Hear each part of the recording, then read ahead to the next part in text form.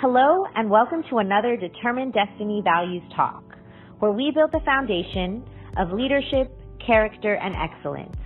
Today we are going to listen in with Dr. Kevin Phillips, our Superintendent of Schools, and Mr. Tom Koger, our CEO.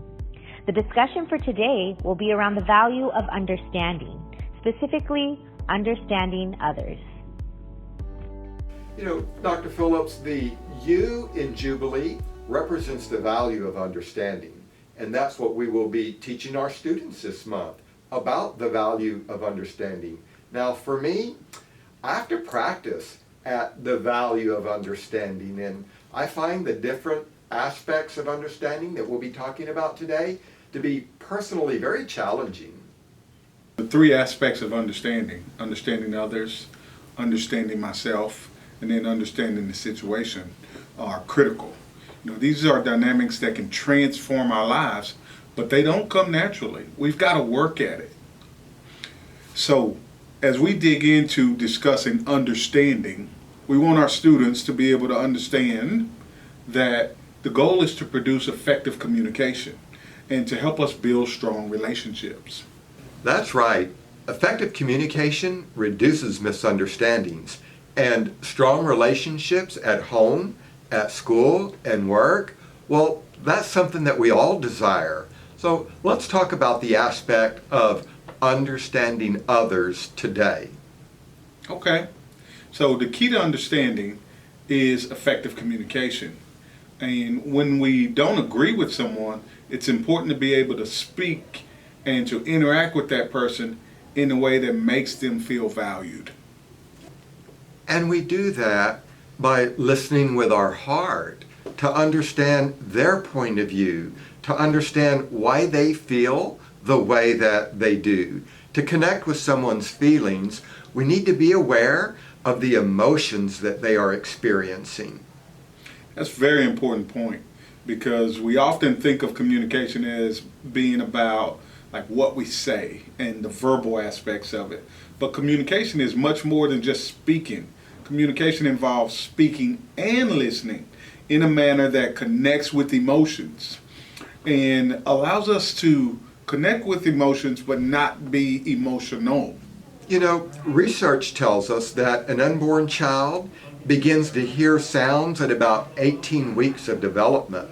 Then about 6 months after their birth, they begin to make babbling sounds, and somewhere around 18 months, they can start putting words together and actually forming some sentences. So parents are all excited when the child begins to talk, because they taught that little child how to speak.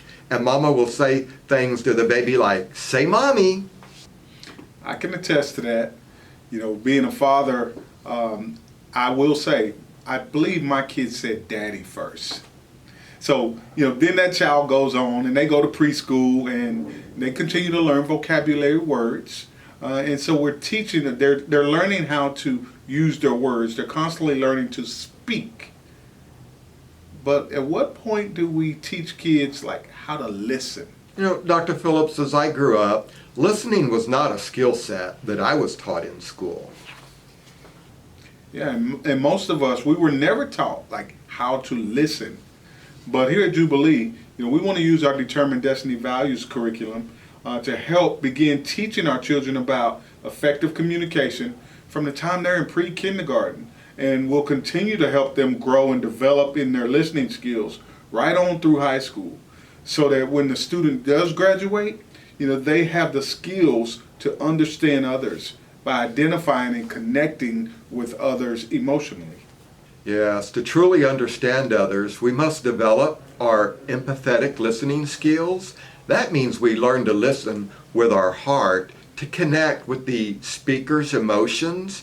It takes hard work and practice to listen to another person from their point of view and then reflect back to them understanding.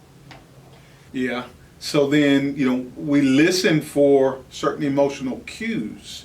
Emotions like irritation, frustration, worry, embarrassment, or even being anxious. You know, these are emotions that are evident by the words that we speak.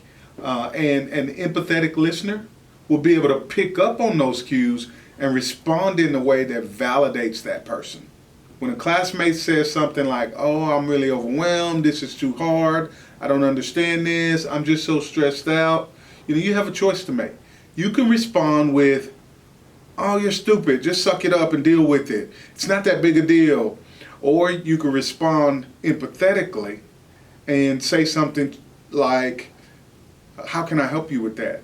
Or, "No, this is how I handle that." Or, have you tried to get help from the teacher? So there's other ways that you can respond, when your friends or peers feel overwhelmed. Dr. Phillips, what's wrong with the first response is it's somewhat judgmental, whereas the last response prompts for a positive outcome. That's right, Mr. Koger. The last response ends with an open-ended question that assumes positive intent and hopefully guides towards a positive outcome. It creates a safe place for the overwhelmed student so that they can make their own decision and help them understand that they're in a safe place with peers who will encourage and motivate them without being told by someone else. Very good. And I imagine that students feel a connection with each other. The overwhelmed student, they had someone to speak to, and the other was a true friend who withheld any judgment. I always appreciate it when someone listens to me because it makes me feel valued.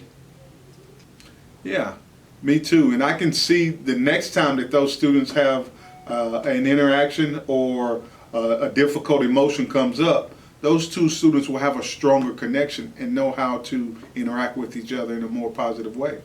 So students, life is all about relationships, and the relationships that we build within our family, within our school, or with our co-workers. And developing the value of understanding others will put you on the right path to becoming an effective communicator and to building strong relationships that will definitely last a lifetime.